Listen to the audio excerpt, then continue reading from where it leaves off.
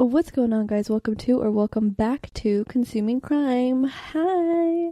I hope you all had a wonderful, wonderful New Year's Eve and New Year's Day. I know I did. Also, and I totally forgot to start this up, so give me 1 second. So I recently received I guess you can call it like a complaint, on I think it was the Consuming Crime Spotify channel. Because apparently showing my dog is like, they just didn't want to see my dog. And to that I say, I have a dog cam now. So now you guys can see her the whole episode. I actually took inspiration from PewDiePie, aka Felix, on YouTube, who has a dog cam. I think he still does it, but I think his dog would like sit on his lap. So he just had a camera throughout like his whole videos with his dog on his lap. So yeah, I will have her in here somewhere. I don't know. She's by my feet right now. So on top of seeing her the whole episode, you'll also see like my wires. Because obviously it's like a mess down there. I don't even know if you can see. Let me see. No, I don't. I'm like, should I put it further back? You guys can see her face though. Like, she's so cute. Okay, hold on. She's scratching. And now my stuff's shaking. Okay, I'm gonna put it back a little bit. Okay, so at certain parts of the episode, it's just gonna be like the bottom part of my feet, but I promise she'll lay back down. I was just like moving it, and now I feel bad for disturbing her. So today we're actually gonna be covering something that I've wanted to talk about for so long. I don't know why I never did. His username is Onision, but his actual name, I don't know his last name, but his first name is Greg. If you guys don't know, Greg, aka Onision, was a really popular YouTuber back in oh my gosh, I think I was like 12 or 13 when I was watching him, which was like 10 or 15 years ago. We'll get into the exact years, but the reason why this story caught my attention, which by the way, there's a series on Discovery Plus called like Onision in Real Life, and it came out, I want to say like 2 years ago. And yeah, so it came out, and I remember I used to watch Onision, and you know what? I'm actually going to give you kind of like my thoughts that I had at the time of the like everything was like unfolding, but he was basically accused of grooming young women. And I remember being really surprised because he was somebody that I just religiously watched on YouTube. He was one of the first people I was subscribed to. So him, Shane Dawson, Jenna Marbles. Well, Jenna Marbles I think came a little bit later, but yeah, so this series is, and the thing about him too is I noticed lately he's been trying to make a comeback on social media, and I almost like hate to give him attention, but at the same time, maybe this can serve as a little reminder as to why maybe we should know the full story before we give him our support, right? But anyway, yeah, so without further ado, let's get into the story. And the way that this documentary is, I'm not like the biggest fan of because it jumps timelines a lot. So I'm gonna do my best to kind of follow the way they told it, but also make it make sense to you, the listener or the viewer. So it starts off on September 17th, 2020, when he uploads a video acknowledging that this documentary is like releasing on Discovery Plus, saying that he's like, okay, well, you guys never reached out to me. I would love to cooperate, but like the documentary didn't offer to interview me, which I have a hard time believing that. Whatever. And the other point he was trying to make was like, okay, if I really did do these things, why am I still on social media? Why aren't I in jail? Because grooming in and of itself isn't illegal. Like it's like kind of a gray area when it comes to, trying to put like a grooming predator in jail, if you will. So anyway, yeah, he's just asking those questions like, if I did all these things, why am I in socials? Why am I not in jail? Whatever. So now we hear from Shiloh, who is such an exciting person to hear from, because and I was watching all of this unfold live, so you guys are going to see what I'm talking about. But Shiloh was born in April 1993, and at the time that she discovered Onision online, you could say, discovered his videos, she was about 13 years old. And she was already making a name for herself in the pop rock industry. She had opened for Lady Gaga, and Justin Bieber opened for her back when he was like really little, before he was super famous. And she was from Canada. At around 16 years old, she started to try to reach out to Greg. I'm going to call him Greg instead of Onision starting now. And when she started watching him, she felt really like understood. And the thing about Greg is he had this way of, he was like the outcast of the YouTubers. So you had like the popular kids, if you will, and he was always the one making you feel like you weren't just different, like you were special for being different. And I remember I had the same feeling like when I would watch him too, because we'll get into more how old I was when I started to watch him too, because we're not yet talking about the years he started in YouTube, which we should. But again, I'm just following the documentary.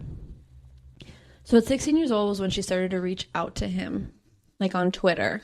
So like, nothing sexual, just like really friendly, trying to reach out. He hadn't responded to her. But at some point after a couple months, he did start to respond to her and kind of let her know, like, if you ever need anybody to talk to, you can talk to me, like kind of giving like older brother mentor type of vibe, right? And by the time she turned 17, he told her that he loved her and that he was going to get a divorce from his current wife. This is on her account. By the way, this is what she's saying. He was 25 at this time that he told her that. And he wanted to meet her as well, but he was concerned about the age of consent in the state that she was in. So he went to check. And if you have to Google if you can have sex with your girlfriend or with someone that you're interested in, it's weird. And it's weird that you don't think that that's weird. Because 25 being attracted to a 17-year-old is fucking crazy. It's crazy. Whatever. There was actually a video on TikTok that I watched.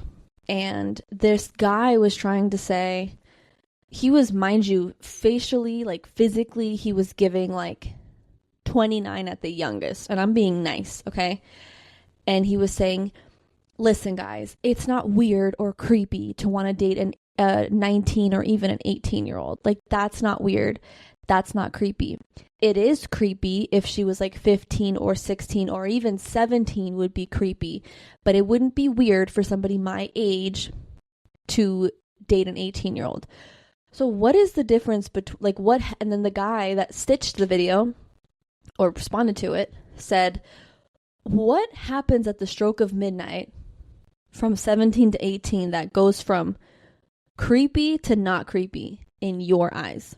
Because if you guys can remember what it was like mentally being 18, there's no way at 25 and up you should be attracted to like an 18-year-old. I mean, especially if you want, maybe sexually, maybe. I know there's some OF girls that are like freshly 18. I know Bad Baby did that and she made, holy moly, you can tell these men were counting down the days for her to turn 18. But to pursue a serious relationship is like, it gives like women or men your age just don't want to date you. And you almost kind of want the naiveness that comes with being young so you can get away with shit. That's my opinion. Might not go over well with my listeners. I don't know, but that's just my opinion, okay? So this is another part of the interview or the documentary that jumps. There's a phone interview being played with Greg in 2019, 2020. So I'm assuming it's like a reporter calling to question him about like this soon to come out documentary. In this phone interview, he admits some of the criticisms that he received were valid. However, there were points of the call, and it was like the call was cut, so you couldn't tell what happened in between. But there were points of the call where he was talking to the reporter and calling him a parasite, a piece of shit. Like, just, and I'm like, okay, what happened between the beginning of the call to like now, unless he was hostile the whole time and he was just trying to see what he can get away with. Because the thing about Greg that I noticed just by watching him on the internet is he can't regulate his emotions, clearly, just from his videos. And two, he gets really defensive. And I can imagine you can get defensive if like people are calling you a predator and you're not. But the way that he makes fun of people, and we're going to get into that, is very childish. Like, and I mean, like, imagine going on the playground and people being like, haha, you did it, like mocking. You know, when you're talking and somebody starts repeating everything you say to like be annoying, that's quite literally giving 6 years old. And that's what his videos were. Even that's why I stopped watching him, actually. But well, again, I'm getting ahead of myself. So now the documentary is getting into conversations about YouTube. And if you guys should know what YouTube is, but if you don't, it is a platform where you can post videos, long form, short form, whatever. Well, now it's more short form because they have YouTube Shorts, but usually long form videos. This podcast is available on YouTube. You might even be watching it on YouTube. It came out in 2005 and became popular very quickly. Greg joined in 2006, and by 2009, his Onision channel started doing collabs with Shane Dawson. Shane Dawson was huge, and you know what? I would even argue he still kind of is. It's just harder to be noticeable because there's so many big creators that you kind of just blend in. At the time, there was only maybe 10 really big ones. Like Smosh was one of them. Anyway, but yeah, so Shane Dawson was probably one of the first people that I subscribed to. And if he started making videos in 2009, I actually remember them making videos together, which means I had to have been watching. I was born in 97 and I'm 27 now. So that tells you I was about 13. No, 12. Which makes sense. But now I'm like, okay, 12 years old watching some of the stuff, especially Shane. Like, Shane was very out there. And I don't want to say anything mean about Shane because honestly, I feel like he's come a really long way from where he was. And I genuinely do not think he was ever a predator. I think he said a lot of stuff for shock value, but I really, really don't think he would ever touch a child, or groom them or whatever. Maybe I'm naive for saying that. But those are my viewpoints on Shane. So then I was watching Shane, and then I did kind of notice this other long-haired fella jumping into his videos. And I was like, who's that? And I thought he was really cute. I remember thinking Greg was so cute, which is knowing now what I know is gross. But at 12, 13 years old, you're like, oh my gosh, a guy with long hair. It's giving Justin Bieber, right? And I wish Alexa was here so I can Google when Justin Bieber became famous. But yeah, so that was kind of my type, a lot of other 13-year-olds type, and both of their audiences were very young girls. And so anyway, their audiences merged. He became even more famous. I'm pretty sure that's how I figured out who Onision or Greg was. But the difference between Shane and Greg was Greg would almost he had a channel called Onision Speaks, and he kind of would come down to earth a little bit from his silly, goofy banana videos and just talk to you as a viewer and make you feel he was emotionally intelligent. He was kind. He was graceful. He never gave bully, and which is why when he later became one, it was where the hell did this come from? Unless I was just more mature and I could see it more. In 2011, he attends VidCon. VidCon is a convention where a bunch of YouTube content creators come together and meet the fans and do shows. And Greg had gone, and it was at this time that the infamous Onision kisses Shane Dawson video came out, and I remember this clear as day. I can physically imagine them kissing, and this was it was just for shock, right? I don't think. Well, actually, Shane did later come out as gay, and he has been. I think, is he married? Are him and Rylan married? I don't know. But Shane is gay now. At the time, he identified as straight. Greg, to my knowledge, is still straight to this day. It was just let's kiss for views, right? And yeah, that was 2011. And then the documentary jumps yet again. And I hate when it does this. Oh my gosh. I like to say the further along we go in, the more there's going to be like a solid timeline. And if you watch the actual documentary, it's not as frustrating. I think it's just frustrating for me because I'm trying to retell the story. So Chris Hansen is now in the conversation in this documentary. And if you guys don't know who Chris Hansen is, let me tell you. I actually think at one point I should do videos on some of the To Catch a Predator episodes because they are so funny. So if you don't know, Chris Hansen is a gentleman that has worked with the FBI and with police to catch predators. And I don't necessarily mean people that have already committed a crime like rape. However, things like sexually talking to a minor is still illegal. Like that can still put you in jail. Things like arriving to a location with the intention of having sex with a minor is still illegal. I don't know what states he was working in, but you had people in the FBI or police officers like posing as minors online and then talking to like significantly older men. I'm talking like 30s, 40s, 50s, like just yucky, icky for talking to a 13, 14, 15, 16, like unbelievable. And so they'd have text messages. They would have to make sure this person understands that they're talking to a minor, so they can't deny it. And they would also have to make sure that these messages were sexually explicit. That way they can prove intent to engage in a sexual act when this person arrives at a set location, which was usually like a rental of like someone was renting. They would rent a home, and then the minor would be like an actress that was of age but that looked younger and acted younger, and then the predator would come in and you would like see it on camera, like they would record it. It was a show called To Catch a Predator. And then at one point she'd be like, okay, like I'll be right back, I'm going to the bathroom. And then Chris Hansen would come out and he'd be like, go ahead and have a seat, like whatever the guy's name. And it's just like iconic. And then that's when he would start talking to the guy like, why are you here?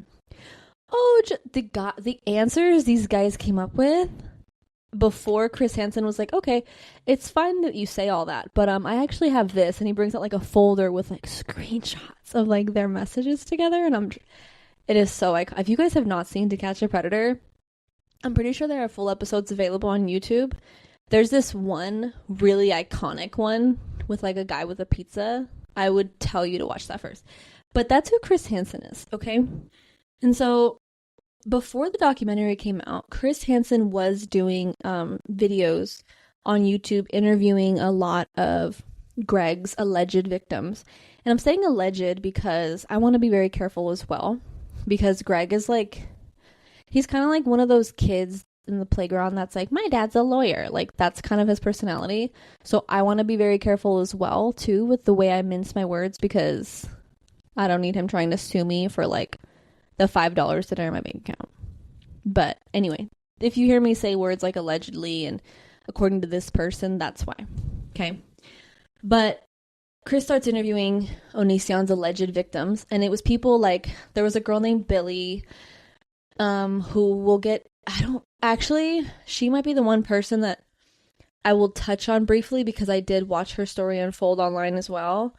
But he interviews Shiloh, he interviews Sarah, who we'll also talk about, and as well as some YouTube creators that were trying to take him down at the time, but just kind of like failed. Like they just made Onision commentary videos whenever he would release videos. So Chris Hansen started doing that, and that's when I kind of started watching, like, at this point I had been done watching Onision for years. So I'm already like, well, when was this? When did Chris Hansen start interviewing these people? Probably like 5 years ago. Yeah, so I was definitely not watching Onision anymore. So he interviewed each of them. They were really long form videos, like an hour and a half, 2 hours each woman or each person. And of course, Greg catches wind of this and he's like, what the fuck? Why is this happening? And he starts making like mockery videos of Chris Hansen. And it's just like, again, it's stupid. He's like pretending to be him in these videos, like making fun of him, and it's like, dude, you're a whole ass child. What? Like, oh my god. And at this point, how old is he? Okay, let me Google his age now so we can kind of give like timelines a little bit. Okay, he's 39 right now. At the time that he's making these videos like mocking Chris Hansen, he's like mid-30s. Okay, which is like embarrassing. Grow the fuck up. Now, guess who jumps into the chat on Discovery Plus? Randy, aka Greg's dad. I have mixed feelings about this gentleman, but we'll get into it a little bit later. Randy starts saying that as a kid, Greg was very easy-go-lucky. He was a stubborn toddler, which, if you're a parent, you know all toddlers are stubborn. And the kids would play with him at church, and he was like a good kid. Like, there were no warning signs that Greg had as a child. And Greg had made a YouTube video, actually, talking about his childhood. And in the video, he claims that he did not have a consistent father, and his mom brought around a lot of men, and she was married at least 3 times. At 16 years old, he had lived with his father for about 6 months after getting kicked out of his mom's house for basically not listening and kind of getting a little bit out of control. That kind of started to happen again at Randy's house, where he was just getting out of control. He wasn't listening. He wanted to do whatever he wanted to do, talk however he wanted to talk, and like with no consequences, and that just wasn't happening. So at one point, there was a fight that him and his dad got into in the car. And of course, they have very different accounts of like the events that took place. So Greg had called his stepmother the B word. And according to Greg, it was at this point that Randy like turned around and like started choking him. And what Randy said is he definitely did not choke him. And all he did was like, he was sick of him like talking shit as a teenager. And so all he did was like shake him like with his shoulders and it's like, what is wrong with you? Like snap out of it or whatever. After this incident, Greg beat up his dad. And they both claim that it happened. Like they both account like, yeah, I kicked my dad's ass, or yeah, he kicked my ass or whatever. So then fast forward, he went back to his mom's house and they didn't speak again for years until Greg ended up getting married in 2005. When it comes to that story, there's like claims about Greg's dad that I'm inclined to believe, because for me, the way that Greg is, the way his mind is wired, something fucked up happened to him at a young age. Like there's just no way he has this darkness to him unless something happened. Not that it's impossible. Some people are just born with darkness in them and that's just how they are. Just the stuff he was saying about his dad, it doesn't seem like he had a very healthy childhood. And so I don't know that I trust Randy. And I'm not defending Greg. I think Greg is a psycho. But I don't think his dad is so innocent. Okay. Greg marries someone named Sky in 2005, and she was his high school sweetheart. So at this point, Greg would have been, let's see, in 2005. He was born in 85, so he was 20. Okay. Cute. And that is when they both decided, let's make YouTube videos together, which is such a dream. So they started doing that, and then he also at the same time joins the military. And then 3 years later, he had applied for honorable discharge, which I don't know what you need to apply for that or how to apply for that, but he didn't fulfill his full term. He just did 3 years. After this, he started posting more often on YouTube, pretty much daily. And he wasn't making any money at the time either. So Sky was the main breadwinner. And I would imagine that this probably was one of the reasons why there was like a toll put on the relationship. I'm just guessing. But okay, so if they got married in 2005 and then he joined the military, and he must have gotten out like, okay, so he was making videos while he was in the military. He just made them more frequently when he got out. Okay, now we are back talking to Shiloh, which is the only person I really want to hear from, besides Sarah, but we're going to get into Sarah in another episode. Greg was in Washington, and Shiloh was in Toronto, Canada. For those of you that don't know, though that is like the opposite. That's like 12 state distance, the opposite side of the country, right? And so, okay, so they started talking, and he was still married to Sky. So now we're kind of jumping back into what we were talking about earlier, like resuming there. It was very friendly, but they did talk every day. So they weren't talking like romantically or sexually. It was just as friends. But every day is a lot for a married man to talk to a girl on the internet, regardless of the fact that she's 17 years old, right? So Sky also was aware of this developing friendship. And the reason why is because Shiloh says that while they would talk, Sky would be in the background. And she could even hear them talking. But according to him, he would tell Shiloh that they weren't happy and they didn't even sleep together anymore. And he would also say that Sky just doesn't understand him. The other thing I can say is if it wasn't for a poor childhood or like a sad childhood, maybe something happened in the military. You know, people get PTSD from that. I don't know what could happen in military that makes you attracted to like younger women, but like, who knows? And so one day, by the time Shiloh was 17, he said, you know what? I love you and I'm divorcing Sky. And he shows Shiloh divorce papers. Whether or not they were filed, we don't know. Once upon a time, I dated a guy who showed me paperwork that he had divorced his wife. He didn't. They weren't stamped as filed. And I know that now because fast forward, I know what filed family law paperwork looks like. That shit was not filed and they're still together. Make sure that shit is filed if you're dating, or just maybe date someone that's not freshly married.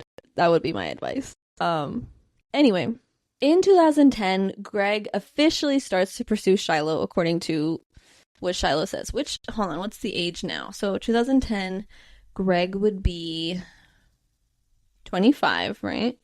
And then Shiloh is, when did I say she was born? 93, right? Yeah. So 17. Yeah, okay, so 17. Got it. Okay, so she's 17, he's 25. We've already talked about my feelings about that. And they hadn't really at this point talked about sex, just about her curiosities behind it. So I don't know if that means she initiated conversations about sex or if he just was being really careful. However, later on, her mom ended up finding out about Greg because Greg had mailed Shiloh a video camera. And her mom was skeptical, to say the least. As a mother, I understand. Greg wanted her to fly out and so they could make videos together. And her mom said no. Which, as a 17-year-old, you're like, Mom, you're being a buzzkill. But as a mother, now, today, fuck no. You're not going to fly to see a person that I don't know, and that's 25 years old, and you're 17 still in high school. You're crazy. No. Don't even ask. To my future daughter. And to my son. No. So every time Shiloh and her mother would get into an argument, and I would imagine they're very normal arguments between mother and daughter. Believe you me, I've had them. They're very normal to have with your teenager, especially mothers and daughters. Oh my gosh. But every time they would fight, Greg would feed into Shiloh's brain, like, you know, someone that really loves you won't talk to you like that. Like, you honestly shouldn't even talk to her anymore. Just giving that abusive isolation language that we see time and time again when somebody is trying to control you and then usually later on abuse you. Okay, isolation is one of them, one of the things that they do. Fast forward a little bit, Shiloh is in Pennsylvania on tour because, like I said, she was an aspiring pop rock artist, and she was still in Pennsylvania, and her mom needed to fly out back home like a day early. So Shiloh was kind of like without parental supervision for like a day. And guess what? Greg was like, Pennsylvania. What's the age of consent in Pennsylvania? So he Googles it. Let's Google it together, guys. I hope nobody thinks I'm a predator by looking at my history. Pennsylvania, the age of consent is 16 years old. Wow. Okay, so he sees that and he's like, all right, on my way, bitch. I'm not even kidding. Well, he probably didn't call her bitch. But he heads over, books a hotel, and why did I skip this part? Either I didn't write it down. Anyway, I remember.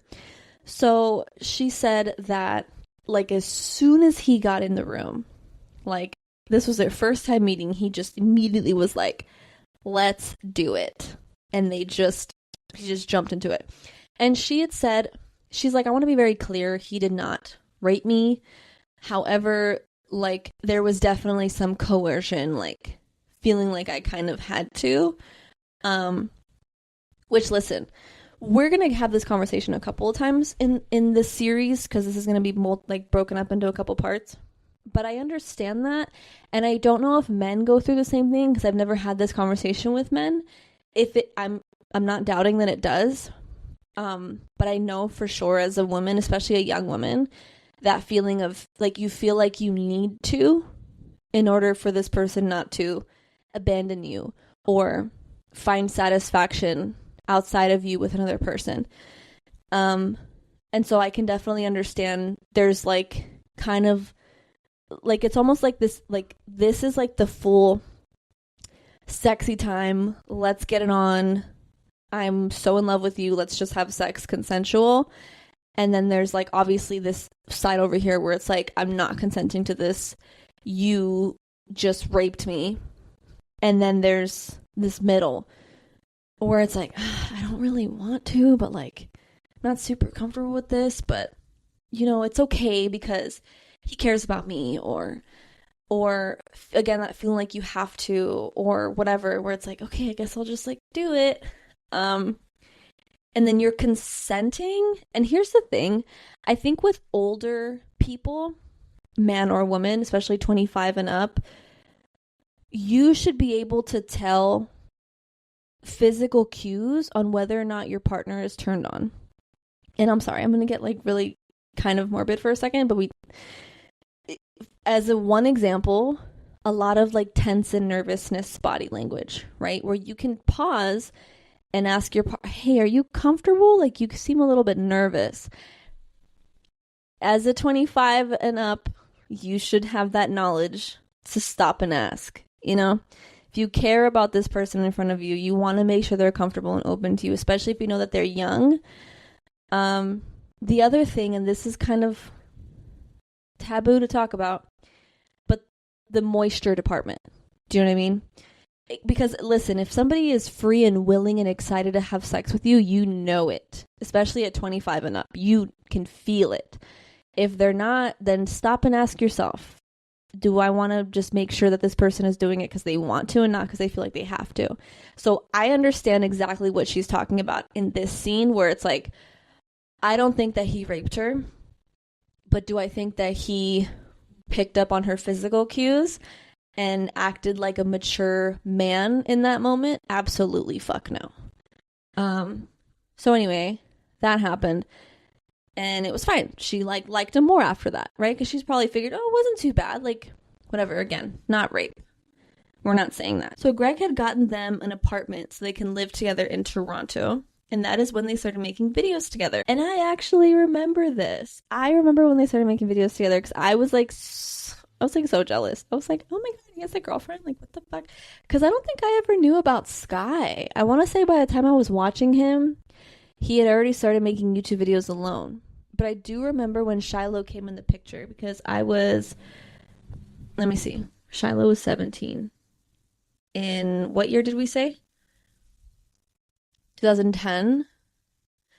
So that means I was 13. My goodness, girl.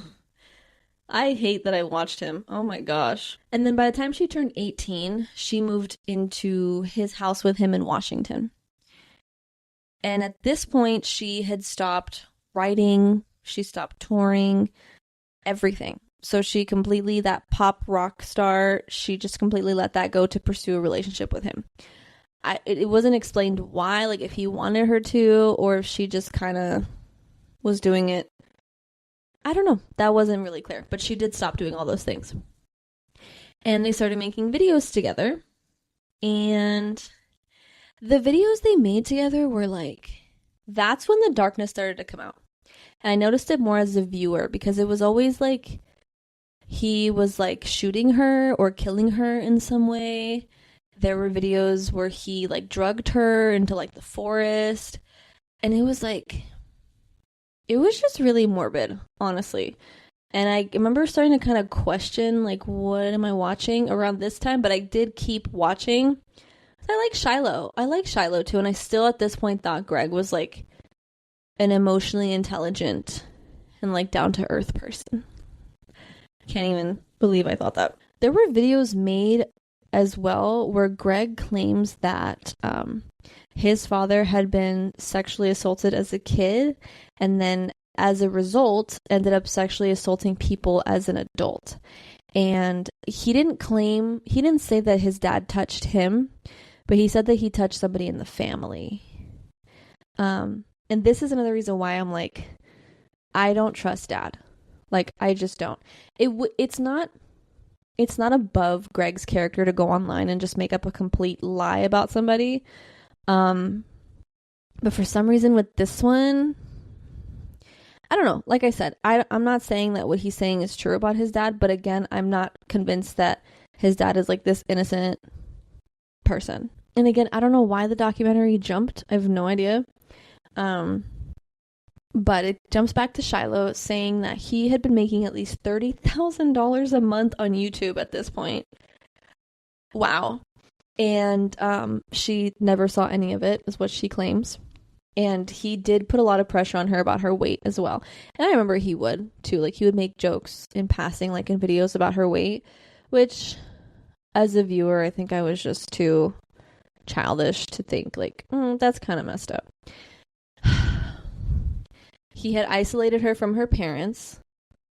Yeah, we know that. And she couldn't leave the house, according to her. And he had also convinced her that makeup was for sluts. I'd be like, if they're for sluts, then baby, I'm a whore and wear makeup every day. Truthfully, I'd break up with my partner if he told me that, but I'm just saying. After almost a year together, she started trying to leave, but it was very much a back and forth thing. She'd move out or she would try to leave and then she would want to come back and stuff like that. And then she has a seizure. And I kid you not, this man, he documented it. Because right after it happened, she completely forgot who she was. And there was a video called, I think it was like Shiloh Forgets Who She Is or something like that. And I watched it. And I remember when I took it in for the very first time, again, I was very childish. I remember not believing it. I remember thinking it was like a bit, like he had told her to fake it for the camera or something. Like, I just didn't believe this video. However, it was very real. And Shiloh is saying now that it was a trauma-related seizure, which is just goes to show how much was really going on behind closed doors. And then her lowest point was one day they were having sex, and he said something like calling her, I forgot what he called her, but he took her into the bathroom and shaved off all of her hair, all of it, and then continued to have sex with her.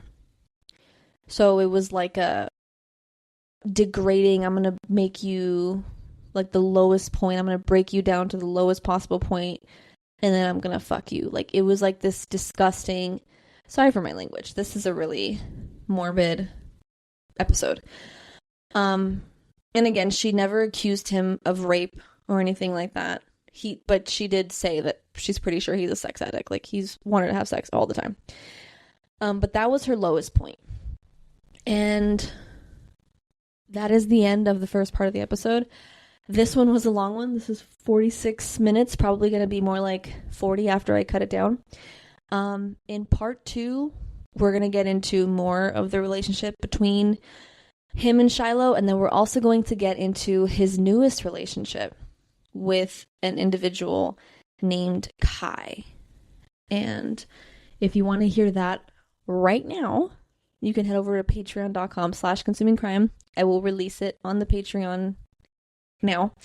However, if you don't want to, if you can wait, then it'll be up next week. But this is going to be split up in at most 4 parts, because it's a 4-part series on Discovery Plus, but I'm going to try to make it 3, because 4 is like a lot. But yeah, so that was part 1. Again, if you want to hear it on Patreon, you can go head over patreon.com/consumingcrime. If you're on Spotify, like and follow my episodes, please. And if you are, I hope you enjoyed the dog cam. She's probably gonna stay. Honestly, my thing is like, okay. I appreciate all of my supporters, every single one of you, for listening to me, continuing to listen to me. All of even the constructive criticism, if it's like lighting or if I'm stuttering or smacking my lips or whatever. What I will say is, if you have anything to say about my special guests, aka my dog or my child, which he probably will very rarely make an appearance, yeah, I don't give a shit. So if you don't like my dog or my child or my special guests, well, if my special guest, meaning my dog and my child, don't listen and go fuck yourself. And if you thought that my dog being in the video was unprofessional, how was that? Anyway, thank you so much for consuming crime with me today. You'll hear me on the Patreon or next week or on my pop culture podcast, Chisme and Chill. Other than that, thanks for consuming crime with me today, and you'll hear me next week. Bye.